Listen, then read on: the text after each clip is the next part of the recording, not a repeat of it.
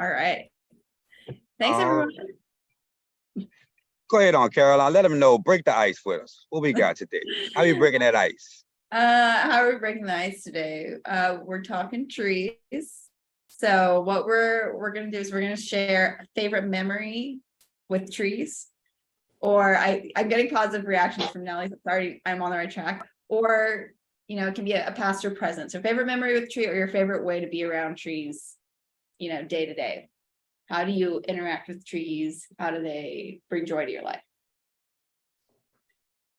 Drop them in the chat, but also we want a few people to share. So raise your hand or just unmute and let us know how trees bring joy to your life, past or present.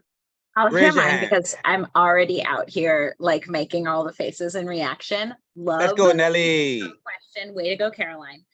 The first one that came to my mind is walking up and down the neutral ground of St. Roch Avenue, which I get to do every single day. It's right there. The second was the first time I saw a redwood tree in real life. They are massive, way more massive than I could have imagined, even having seen pictures forever. And just feeling in the presence of giants.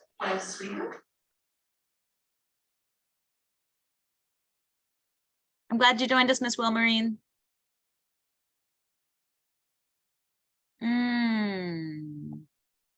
I can jump in.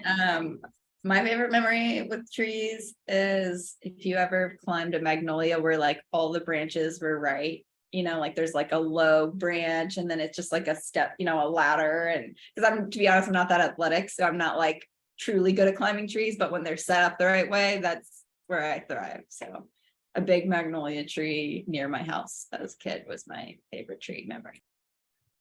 All right, y'all. Anybody on the call want to raise their hand and it'll pop up? I call the first hand. Who want to say, kind of speak out the little tree story?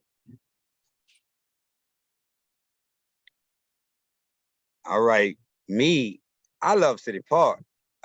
City Park, wow, of its oaks, it's historic oaks. Actually, City Park is a water reservoir, so to speak. It holds a lot of water in our city. We don't realize there are many green infrastructure projects that want to turn City Park into a reservoir. But for me, my dad transitioned. He's already passed, but we always went to City Park underneath the oaks and had a great time with the picnics. It's always, when times are bad or hard, whatever, we always had that place to go. And it's still there.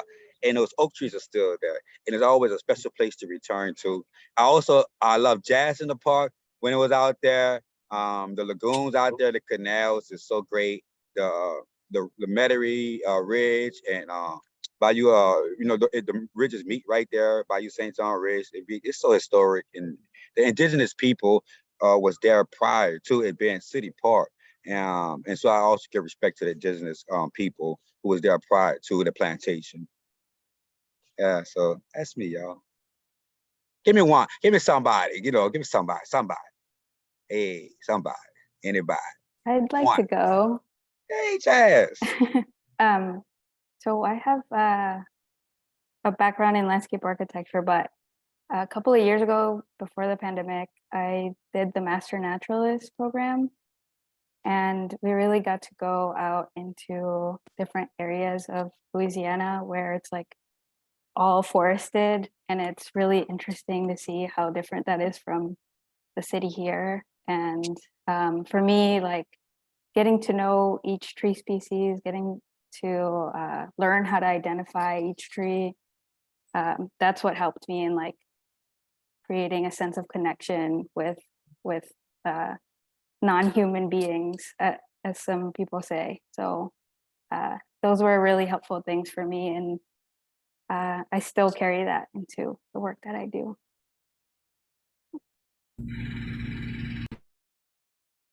Thank you so much, so much. Seeing the resurrection fern on our oak trees for the first time. And so that's the ferns that come out the side of the oak trees. Right, they grow. Resurrection ferns. Yeah, I was on a friend's front porch. This is Betty DeMarco. I was on a friend's front porch a couple of years ago, and there was this oak limb that grew out over the porch, and I looked up and there was this green fern on the branch of this huge oak tree. And I said, "What is that?" And he said, "That is resurrection fern that grows on our oak trees in New Orleans. You don't notice it if it has not been raining because it kind of dries up and you can't see it. It looks like the branches of the oak tree. But when it rains, and it may rain tomorrow, so you look up and you will see this wonderful green fern that grows on our oak trees here. It resurrects. It does." Wow. Thank you for sharing. That's so holistic. Thank you all. And thank you all for joining. We got an excellent webinar for you all today. I'm outside my backyard with the sunflowers going. And today we're going to be talking about trees. We got some excellent Jazmin going to present to us from Seoul. And Caroline, why don't you open up and tell us how we got here today, what to expect. Sounds good. Also, didn't know you could drop photos in the chat. That's really cool. And I Nice now to know meet what you. that's called. I've seen that sometimes, but I'll pay closer attention. So thank you, Betty, for pointing out that fern. Okay, let me just jump over to my slides really quick, y'all. Okay. So thank you for joining us. I see some familiar faces. I see some new faces and names. This is Eyes on Infrastructure. This week, we're talking about trees. We're also going to talk about urban heat. This is a webinar series we've been running. This is our fourth. It's coordinated with Healthy Golf and the Committee for a Better New Orleans. It's part of our People Empowering Projects initiative, which is funded by the Gulf Research Program. We're trying to connect with community members all across New Orleans and identify infrastructure priorities, especially as we have many opportunities coming from federal infrastructure funding. So on that note, this is a really unique opportunity. This is just kind of grounding us again. If you've been on the call, you've seen this, but we're basically, trying to identify what are people's needs across New Orleans. How are we going to, as a city, make an equitable case for how we can both acquire and use this infrastructure funding in New Orleans?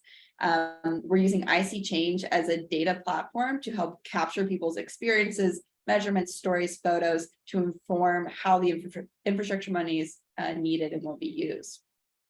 So on each webinar series, we've been hearing from amazing experts for building our knowledge on issues around climate, around infrastructure. We'll hear from Jazmin in just a minute on this note. And then in the second half of the session, we're learning how we can share our stories to contribute to this effort. So we're putting eyes on trees and heat this week, and we're really excited to have Jazmin Castillo with Seoul. Jazmin, I'm gonna run through your slides, but you just let me know when you're ready to go to the next ones, or give me a thumbs up and I'll keep moving through. And thank you for joining us. Awesome. Thank you so much. Thank you to everyone who's joined as well. So I wanted to start by just showing the mission statement for Seoul. It's to drive a resilient and environmentally equitable New Orleans by reforesting our urban landscape. If you could go to the next slide. And here I drew some pictures from early New Orleans from the French colonial period. And in these, you can see a rather harsh line where the city ends and where the city begins and the cypress forest ends. And in these images, you can also see a model of how the rest of our city was built through extracting from the natural environment and keeping nature separate from the city. And so once the water absorbent cypress forest was paved over due to urban expansion, that literally added weight to our land and caused a lot more issues for us that we face today, like land subsidence or the gradual sinking of the Earth's surface and increased flood risk. On to the next slide. And then fast forward to Hurricane Katrina, where New Orleans lost about a third of its tree canopy and has since remained one of the most deforested cities in the country. And this is despite various planting efforts that have been launched by multiple community groups since then. And now approximately just 18.5% of the city is covered in trees. And you can see the green in that graphic is where our vegetation and tree coverage is at. And next slide. Since New Orleans has such a low canopy coverage, we kind of look to see to other cities in the region to compare how low this number was. The median of canopy coverage among the 10 cities here is 43%.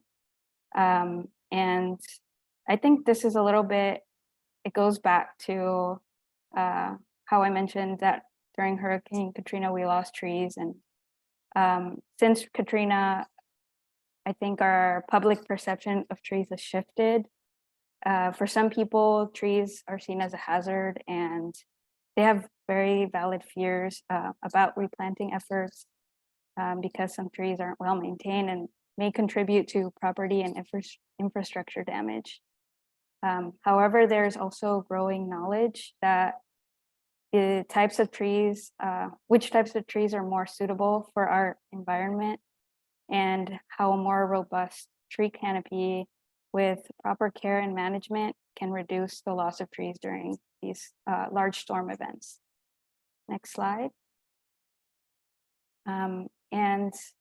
Related to all of this is due to a lack of adequate tree coverage in the city, New Orleans has been ranked #1 for the worst urban heat island effect in the US. To define it more broadly, urban heat islands are metropolitan places where buildings and pavement are highly concentrated and greenery is limited, thus becoming islands that cause the city to be hotter than outlying areas. In New Orleans, this can average to almost 9 degrees hotter than the surrounding areas. Next slide. And as I said, the cause of heat islands are a result of several factors. I'll elaborate on the first 2 points here.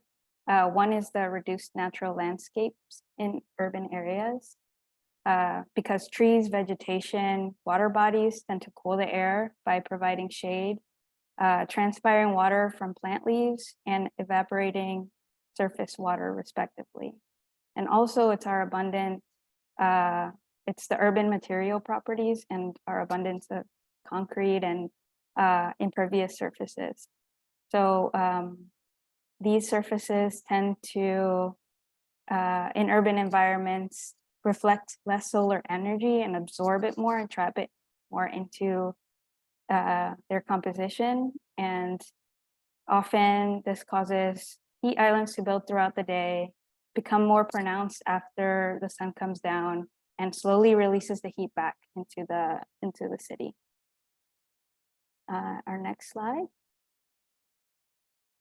And here we can see the areas where on a hot summer day in August, the city is the hottest, with the red showing the areas with the highest surface temperatures. And we'd like to briefly pause here on the slide. And if you're able to, see where you live and work on this map, we'd like you to circle where you're at using Zoom's annotation function. So on top of the screen, you'll see it says view options. And then you can click on annotate. And there's going to be a little pop-up that comes up next to that says mouse, text, draw, stamp. You can choose whatever method you'd like. I'm going to try and do one right now. So I'll do the stamp tool and I'll do a heart. And I can approximately see where I'm at right now, maybe. Jazmin, 1 second. Does everyone can get a thumbs up if you understand the instructions, if you have the tool, if you have that, a thumbs up, help in the chat. We might could screen share and model it if need be, if someone needs help. For me, I never saw that option, but when I brought my cursor over the screen, it brought up a little pencil in the bottom left corner. It's green. And I clicked that pencil and it gave me the option. Oh. Oh yeah, there it is. I see that. How's everyone else looking? Thumbs up, a thumbs down, help in the chat if you need help. We'll do a screen share if you need help. Let me try to do some marks myself. I think the screen share, unfortunately, we can't share the settings because they're kind of like coded in to be hidden. But I do see people starting. I see we've got Betty over here in the yellow. If you guys can see my cursor, Chuck Morse, Looks Nelly, like a few folks in Mid-City up there. Patricia. By the lake. And repeat the instructions one more time, please. So as Nelly said, we're just marking where we live and play on the map, where we live, play, and work. And there should be a little pencil at the bottom left side of the screen. If you hover over and click on it, you should be getting a pop-up that where you can get a stamp and stamp where you're at. I'm geographically ignorant right now. I can't understand this map. I don't see words on it, so that's just me. Where do you live? We In can help. Pontchartrain Park, in the back of Pontchartrain Park, Oh. really close to the lake. Like All right. over here. I'm There not you sure if go. it's available through people on their phone. You put this right here for me, where my pencil is. Right here. I don't know, I'm asking you guys. Somebody put something up here. I Is that see you me? up here. I see a check mark that maybe Jazmin Where? has put down. It's hard to read. I just put a heart over it. This right here, where my pencil is moving. We can't see your pencil, unfortunately. Ah! See, that's why I said It's okay. Okay, We're my working bad. it out. It's a workshop. We have, I think Okay. we have a heart on Pontchartrain Park. We got Okay. it covered. If you're one of the folks who isn't able to add your stamp, go ahead and say out loud or in the chat where you're at. Broad and Orleans, you okay from yesterday? Okay, yeah, that's me. I see somebody put my name there. It's not that I couldn't see, do it, I just didn't know where. Right. I understand what you're saying. We're working it all out. Thank you. Good Jalen, point. I can see your blue circle. It's there. You got yourself right there on Broad and Orleans. Yeah, and this is Betty. I think I made a blue dot at Carrollton and Fern, right around in that. Yeah, that's it. Put a heart on top of it for you there, Betty. Thank you. So it's a little easier to see. St. Claude and Poland is like here-ish. Y'all doing it. Yeah. Y'all having fun, y'all. We Yep. using technology. We learn technology. We're merging it. We helping people out. This was about, y'all. We growing and learning together. We having fun. I love it. Great. A lot of hearts on here. It I looks try to like get it's hot in a lot of our neighborhoods. It's Yeah. hot. I try to circle Lincoln Beach as much as I could. Oh yeah. All right. Can't find a stamp? It's all right. We're gonna do this again. All right. We got some good data on there. Thank y'all. I appreciate that. We looking good, Jazmin? What you thinking? Yeah, I think most of us have tried to put something up on the map. All right, I saved it as a graphic so we can share with folks after, and I'll clear it, but I promise we captured it. So we got that in there. And yeah, I agree. It looks like quite a few of us are living in pretty hot neighborhoods here in Central City, Treme and Mid-City. And we'll throw it back to you, Jazmin, once I clear the screen. Thank you, everyone. So how does this urban heat island effect impact us?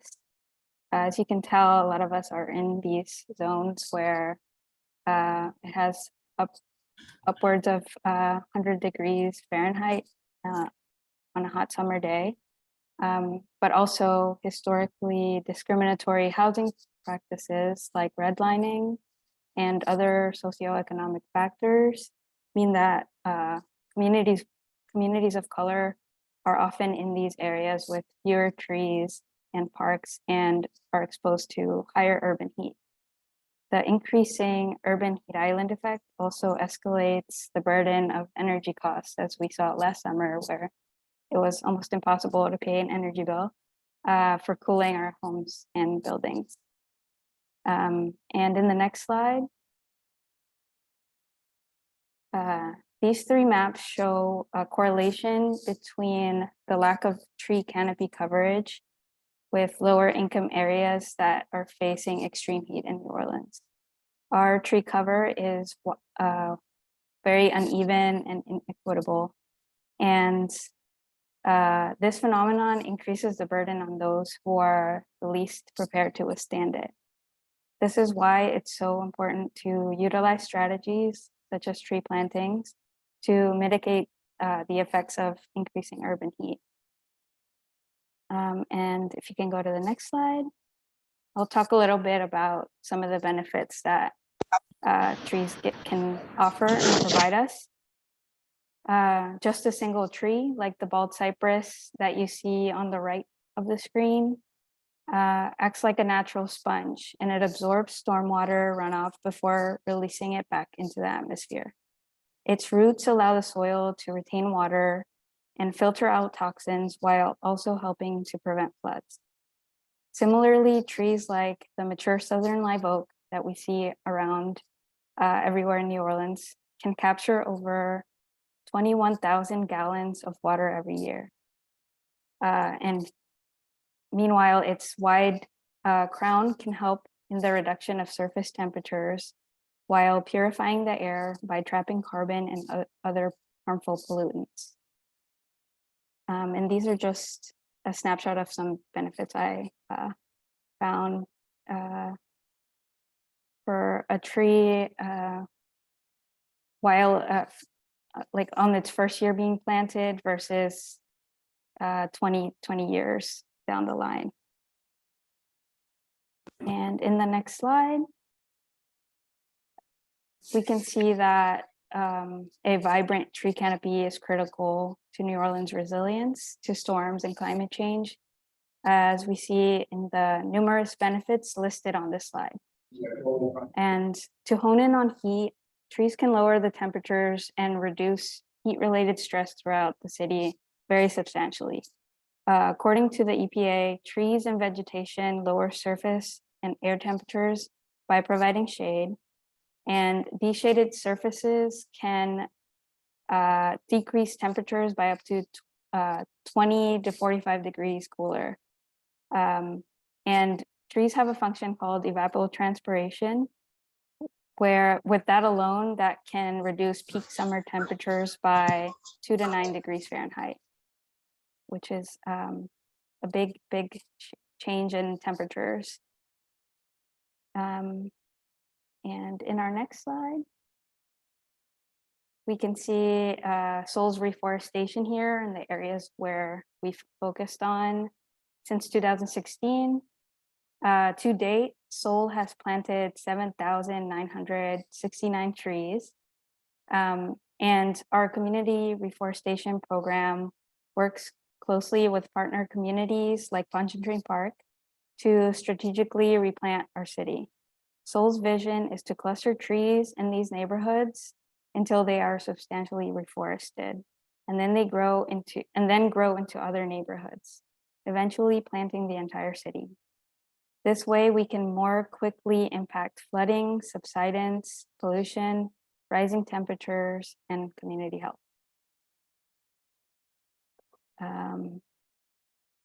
Yeah, evapotranspiration. It's basically when water is sucked in by the tree, and then a tree can bring the water back into the atmosphere through evaporation. But after it goes through the tree and back out, the water is cooler and it's less hot. I think that's what it is. Very technical term there. And in our next slide, you can see the New Orleans Reforestation Plan, which Seoul released this year. And this is a roadmap for upscaling our reforestation efforts in the city. Although we've done a lot, we still have a lot of work to do. And this document represents 2.5 years of public input, and it was developed in partnership with local government agencies, nonprofits, neighborhood associations, residents, urban planners, landscape architects, and other professionals. This document very clearly lays out the challenges that we have to rebuilding an urban forest, and also includes strategies we can use to develop actionable tasks to meet our reforestation goals for the future. In the next slide, we can see the 3 main goals highlighted in the plan. One of them, the first one being no net tree loss. And this is that even with the amount of work we're doing to plant trees around the city, we're not adding an increase in net trees. So we want to be able to plant enough trees where we're not losing more trees than what we're planting. And in our second goal, it's to create a unified tree policy. So if you look at cities around the region, like Savannah, Nashville, and Memphis, they all have a unified set of policies that systematically promote and protect native trees. And they have a special emphasis on equity as well. And our third goal is to build an equitable urban forest. And this is the biggest goal and the goal that's guiding the entire reforestation plan. We need to plant a lot more trees at a significant density for all residents of New Orleans, regardless of income or influence.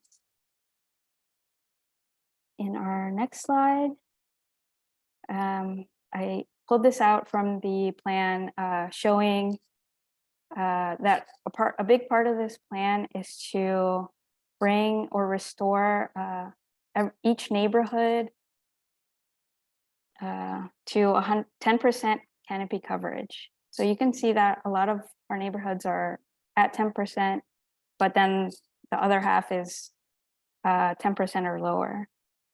And in the next slide, you can see the first phase of our that's outlined in this reforestation plan is to work with 5 neighborhoods over 5 years, enough to increase the canopy coverage in those neighborhoods to 10%. Pilot neighborhoods include Holly Grove, St. Bernard, the Whitney Corridor, Central City, and Little Woods. And within each of these neighborhood pilot neighborhood plans, planting opportunities and goals are laid out, along with areas of more intense coordination for the agencies planting the trees, such as conflicts with utilities, lack of accessible planting space, and any proposed roadwork projects.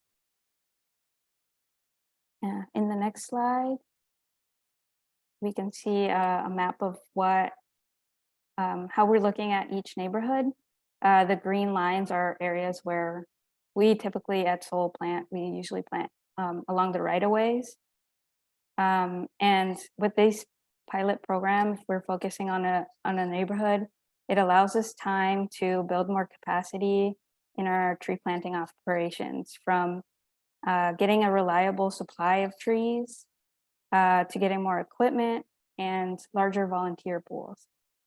And all of this while demonstrating the value of trees that they provide in each neighborhood. And the next slide.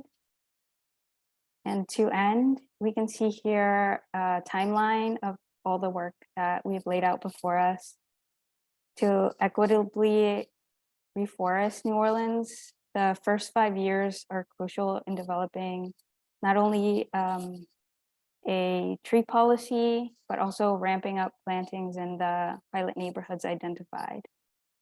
It will take approximately 7,000 trees per year between 2026 and 2040 for a total of approximately 100,000 trees planted. And this would be a goal of 10% canopy coverage in all neighborhoods that will drastically increase the overall canopy coverage of the city while bringing the benefits of trees to the people that need them the most.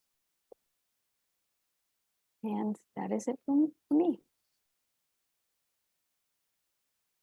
Awesome. Thank you, Jazmin. Seoul has done such incredible work to plant so many trees. You said 7,000 since you started back in 2016. And then you shared this figure of like, we need to be planting 7,000 a year Yeah. in the future. And so if we know the constraints that nonprofit organizations can have, and you all have your focus areas where you'll be planting in larger groups. But if someone wanted to plant their own tree, say in front of their house, what's the process for that? Is that something that people can do? So in front of their house, meaning like in the right of way, right? In city property? Let's call it Or that. in their yard.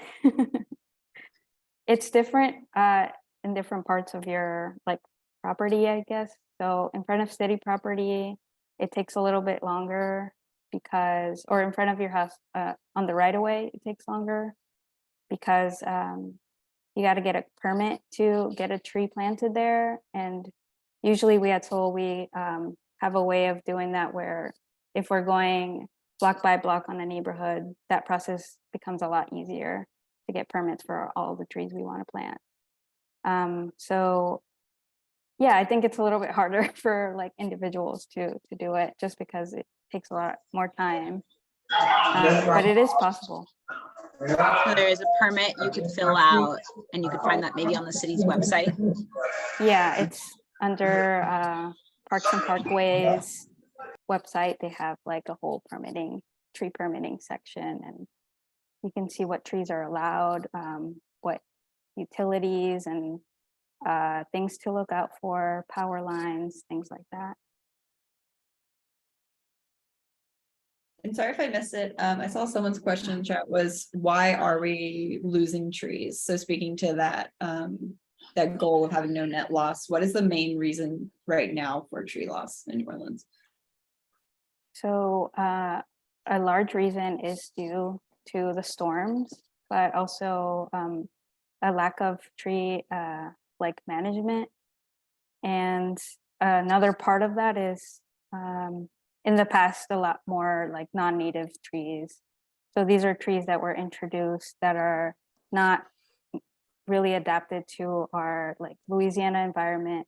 More of those trees were planted in the past, and those trees definitely don't have what it takes to withstand things like a hurricane or other large events that we're having recently. So planting more of these native species is something that we really advocate for, but also making sure that they're well maintained, making sure that they're pruned, making sure that we're checking up on them regularly is another important factor in making sure that they're thriving where they're planted. I have a question, and I can't see where the raise your hand thing is.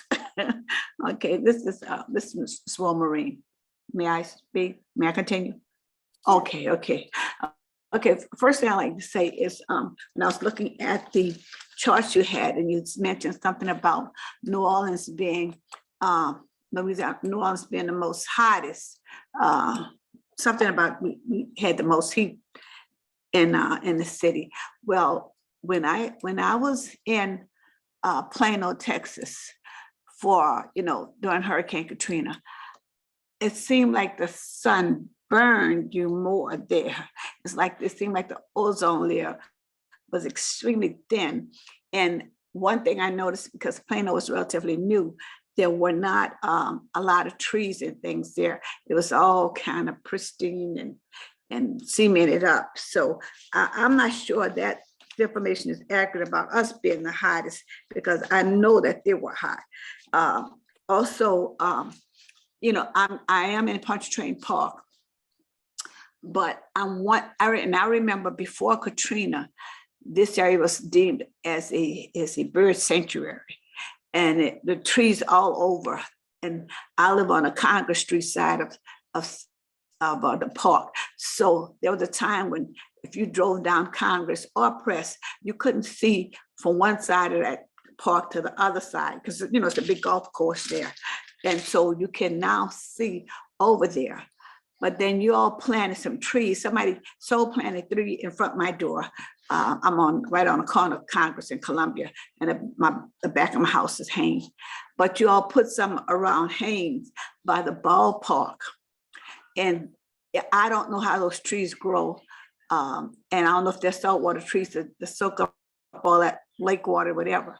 But those trees are going to be a hindrance for vision with cars coming around that ballpark. And and the other side of it is a ditch, and then it's, you know, there's grass and those big furry things growing up there that people get for duck blinds. So I thought there was a little bit too many.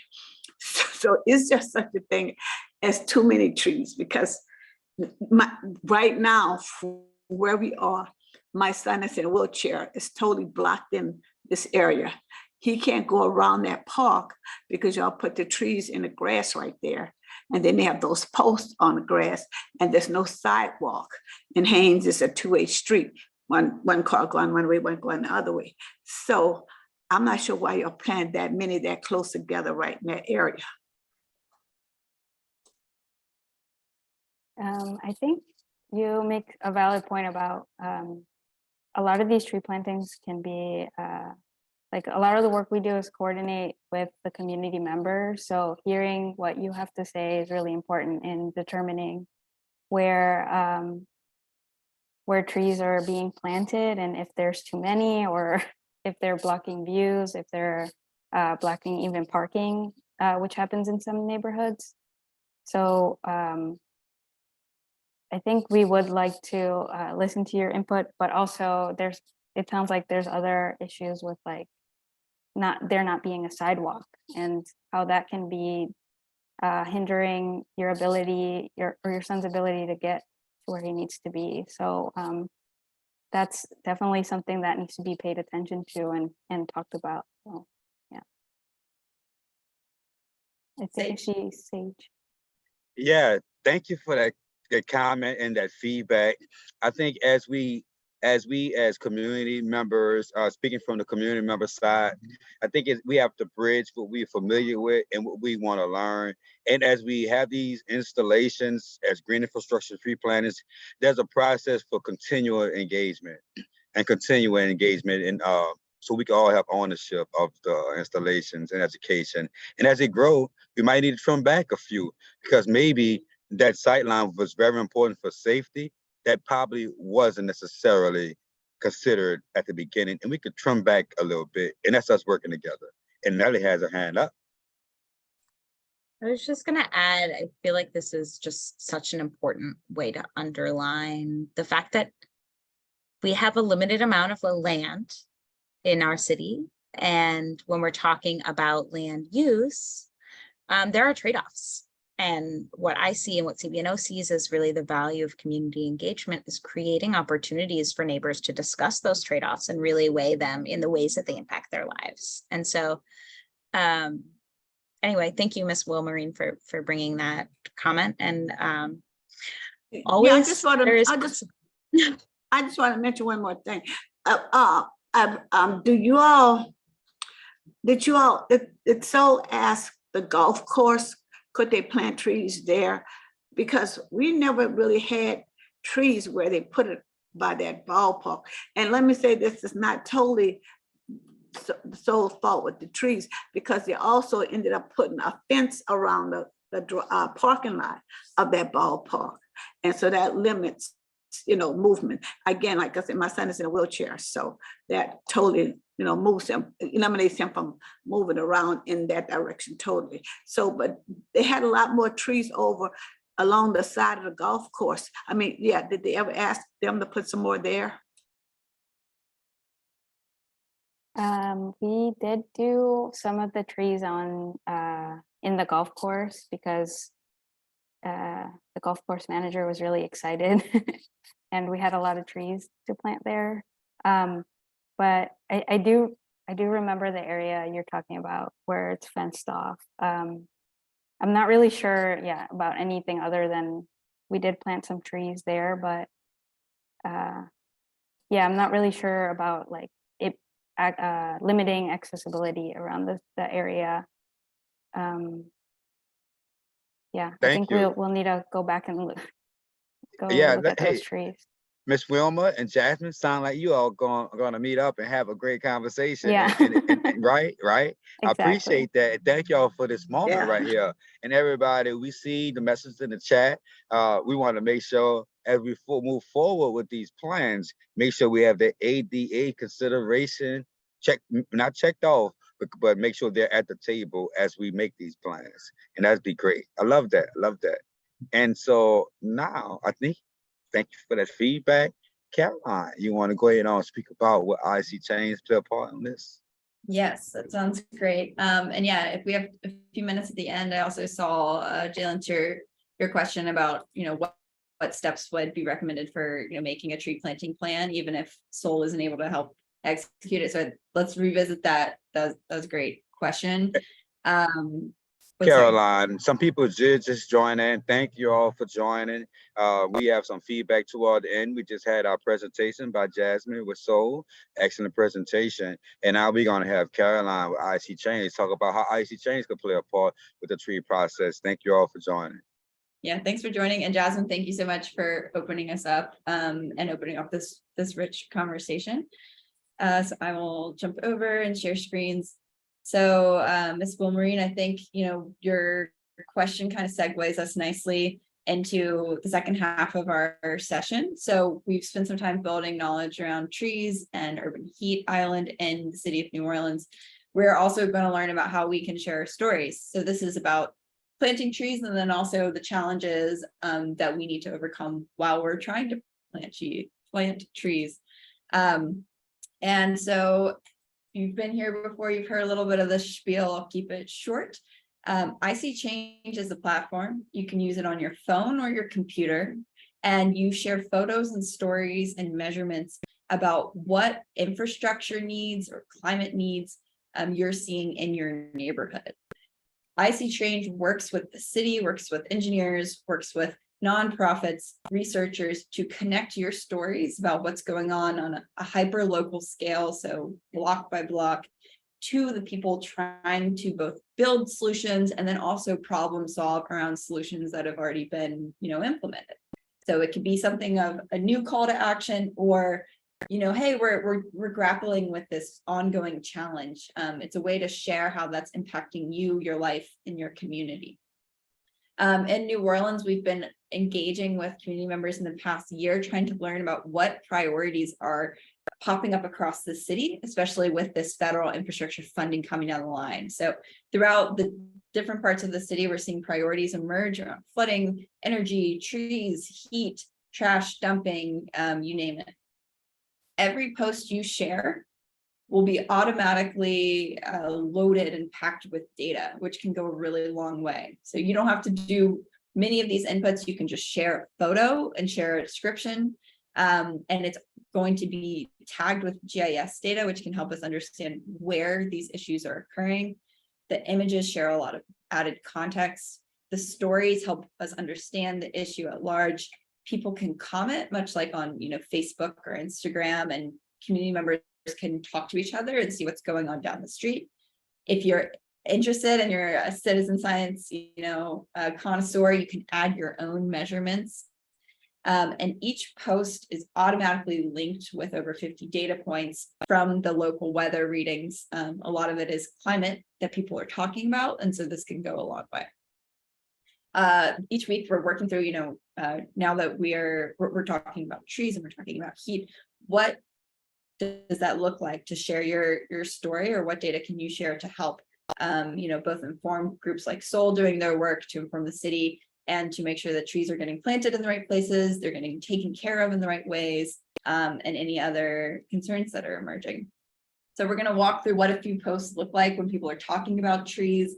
This is a post that might kind of spell it out for you pretty obviously. This person was biking. So this ties back into also the complete streets conversation we had last year. They're saying, hey, it was really hot. They were reflecting on how the shade was helping them. They were asking questions to the community, and they were grateful that the trees were providing shade there. So you can share positive things about which parts of the city are correctly shaded and how is that adding to your quality of life. This person was clocking 100 degrees Fahrenheit in their car. So they're tracking some pretty extreme heat. And again, reflecting on how different their experience might have been if trees weren't providing that critical cooling. So it's not all doom and gloom. We want to hear about where parts of the city are well shaded, as well as also looking at a need for trees. So I'm going to call on you guys. Who can unmute and tell me what's missing from this photo? And I'll just wait.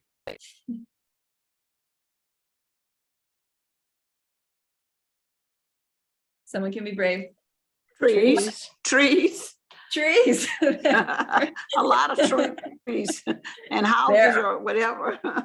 Exactly. So we are seeing, a street that has almost no tree coverage. We're seeing a paved street. It looks like there's an empty lot. I don't know who owns that lot. Could be a great opportunity to plant some trees there. Not always possible, but you never know.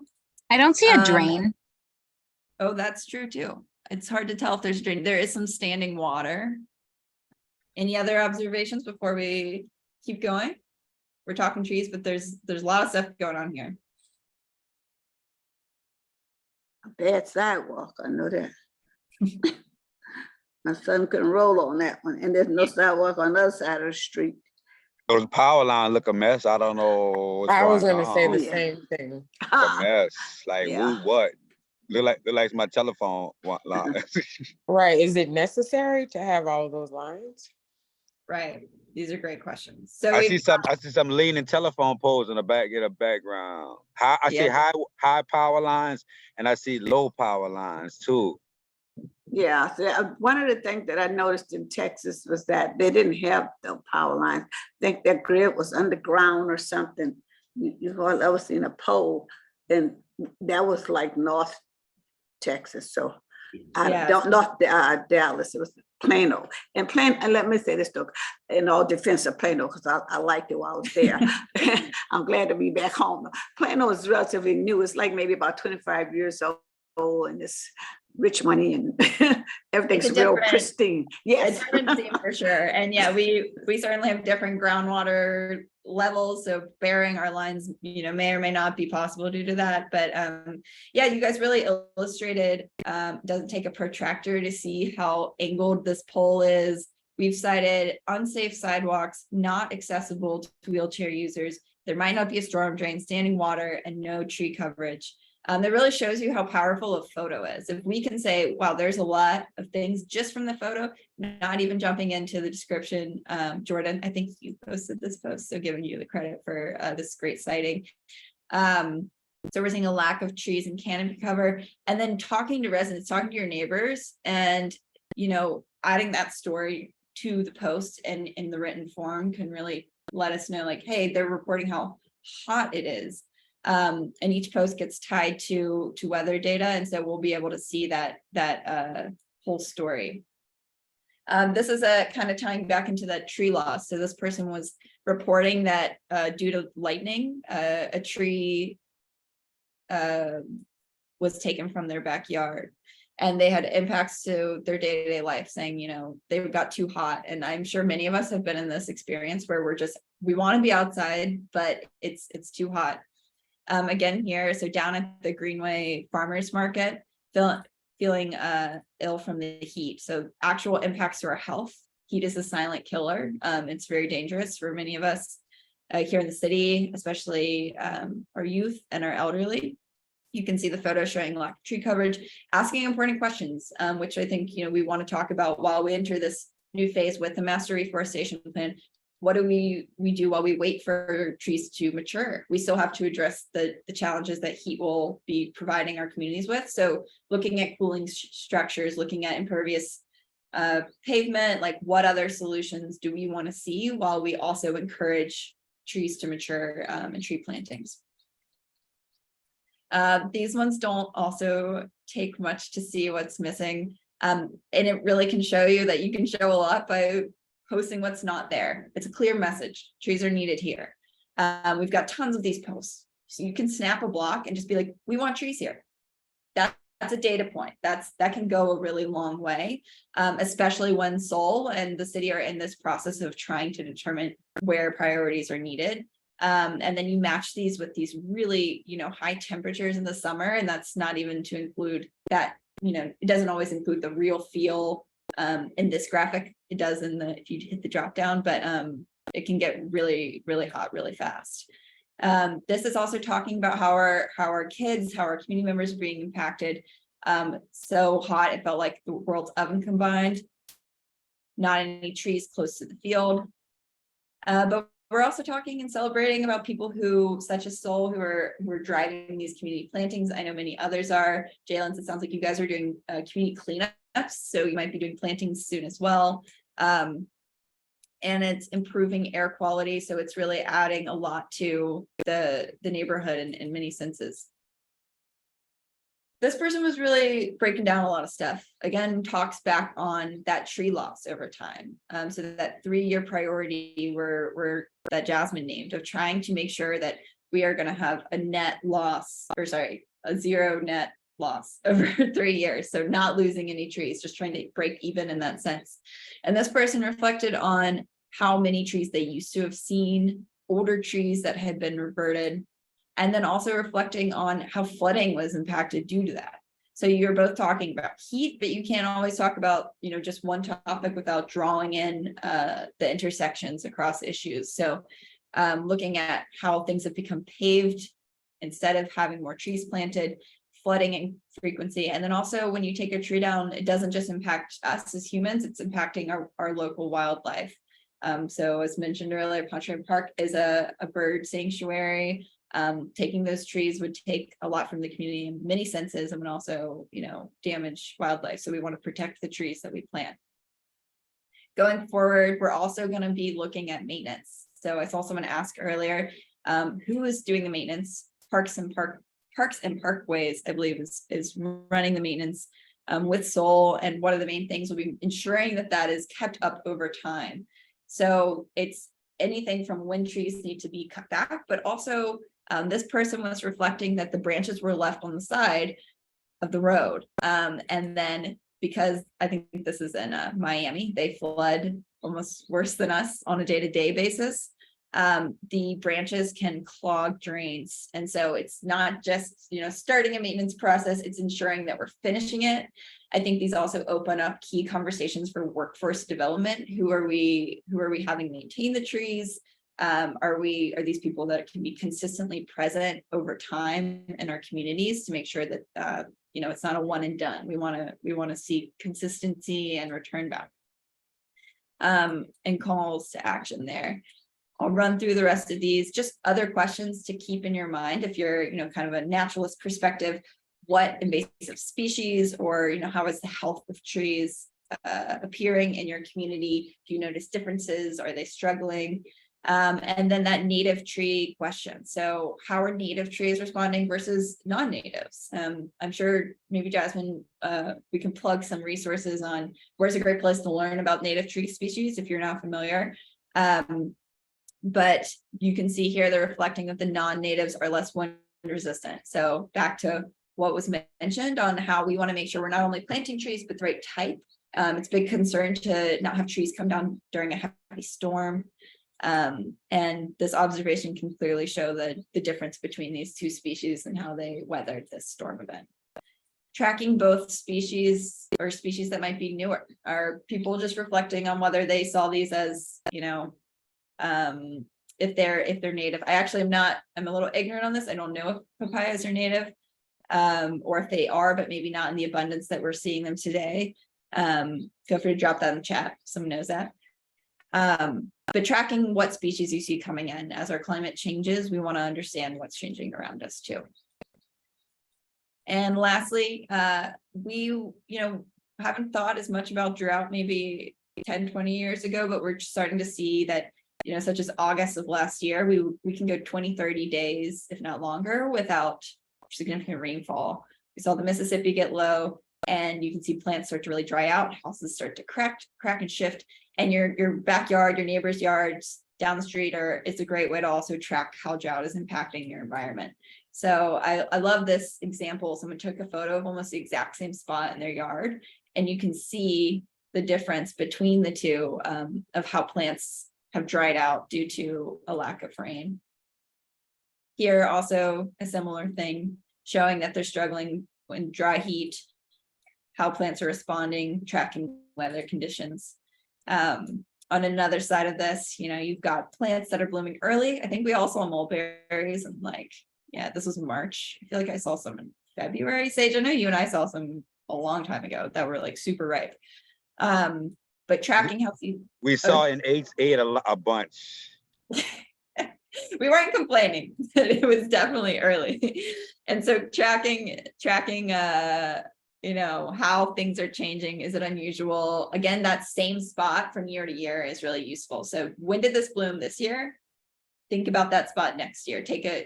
Share that in a post, adopt that tree, share it with your community, and you guys can help keep track of what is normal, or it flags when things are really out of whack. The same thing with leaves changing. This is more on the mid-Atlantic, so they have a more dramatic tree change. But just tracking trees changing, leaves changing, how rainfall and drought might impact those, all interesting questions to explore. And lastly, back on that flooding piece, when we talk trees, we can't not talk about flooding. And we know that trees are amazing tools in helping prevent floodwater from hitting our streets. Their canopy absorbs the water. I don't know if it absorbs water, but it prevents water from reaching the street. So seeing where trees are doing their job, this looks like a very thirsty tree drinking up the water. And although this is a huge puddle, it's water that's not getting on the street in the back. And so reflecting on where trees are needed and not performing that duty versus where they're succeeding. And to wrap it up, I know we've got just a minute or two left, and then we can see if people want to hang on for discussion. We really want your eyes on trees. We would love to see, when you're out in your neighborhood, it can be any of the topics we just talked about, but just consider a few questions to get started. Where do you need more trees in your neighborhood? What co-benefits do you receive from the trees in your community? So even your story, at the beginning of the session of how do trees bring joy? That's a great post. And then where do you see that they need watering or maintenance? And, I think this could tie into that accessibility piece too. Where's more infrastructure needed to accommodate for tree plantings? There's a lot of ways you can approach this. Next week is our last virtual session. It will be on May 3rd on flooding.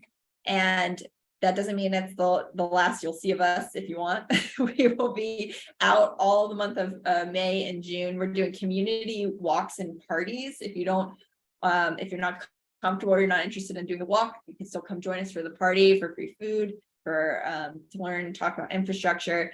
This Friday, we're going to be at the Hollygrove Dixon Community Garden, 8729 Olive Street. I'll make sure this is in the follow-up email. We're hopefully planning one and for the next 5 weeks, different neighborhoods across New Orleans with partners.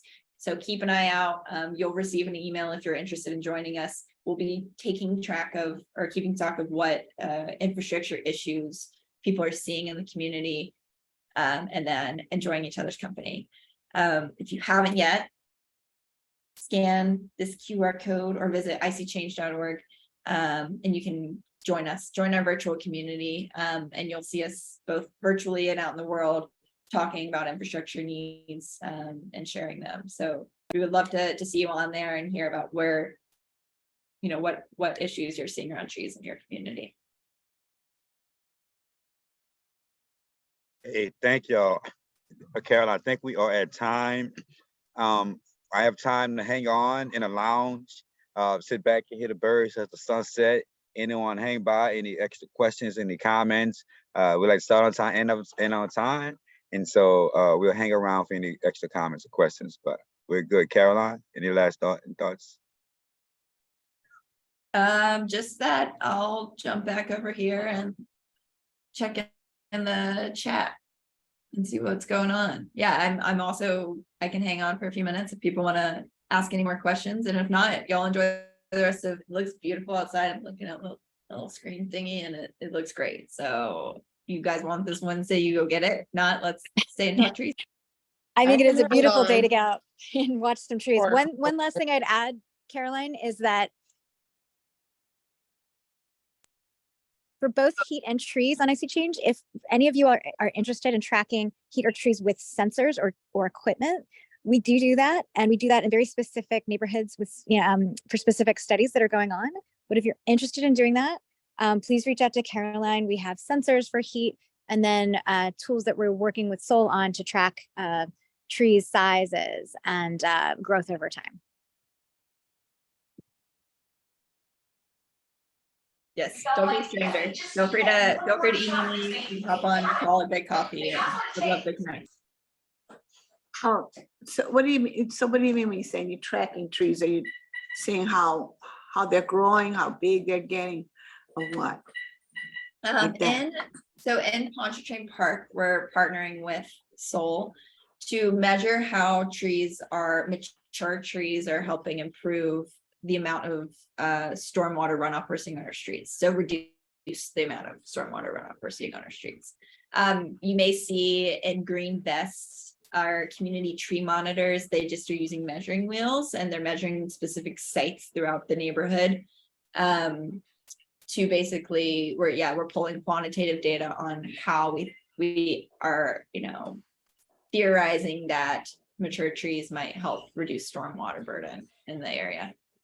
Okay. All right. Yeah, it was a good session. I enjoyed this. I didn't say anything at the beginning of the thing because I had stepped away from my computer when I heard everybody talking about trees. But I just want to give you one little quick remembrance because I'm 73. So my biggest remembrance of trees was sitting in a plum tree, called Japanese plums or misfelice, whatever they call them, sitting in the trees, eating plum trees. And I don't see a lot of them around the city anymore. There used to be a lot of plum trees around the city. I don't see them a lot anymore. I don't see elephant ear plants anymore. So those are things that I miss as far as the forestry and the landscape and the changing of the trees and the environment. So I'm gonna let you guys go because I'm about to go. And I will try to be for the next video, okay? I share those memories with you too, Miss Wilma, and the rain trees, the crepe myrtles. I share all those are things that we pass around the neighborhood, right? If you got a misbelief tree in your backyard, let me know.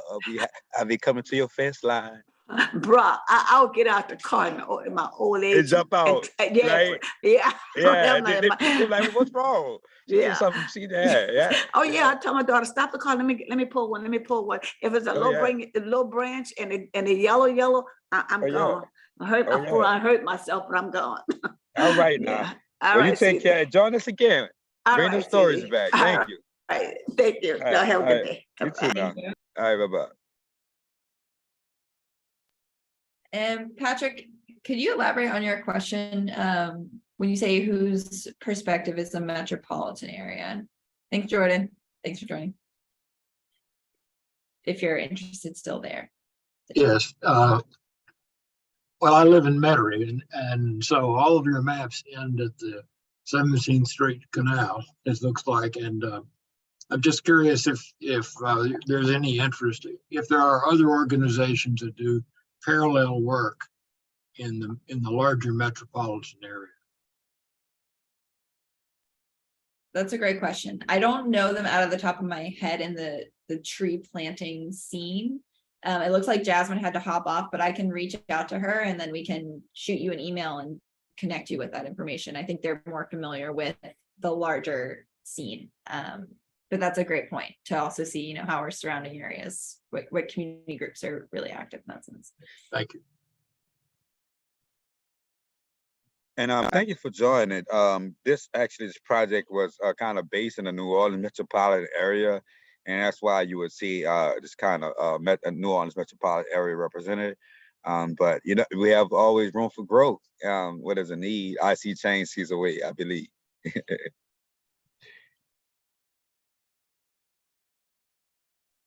Thank you guys for joining. We're a few minutes over, but we're really glad to have you, and thanks for engaging questions and everything.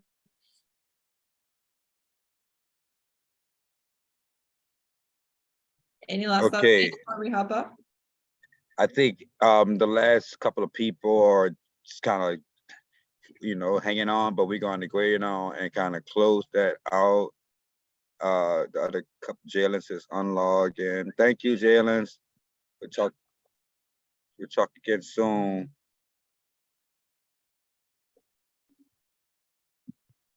All right. Don't report. Okay. Or you want to hit this? Do you have the stop record on your side now, Sage?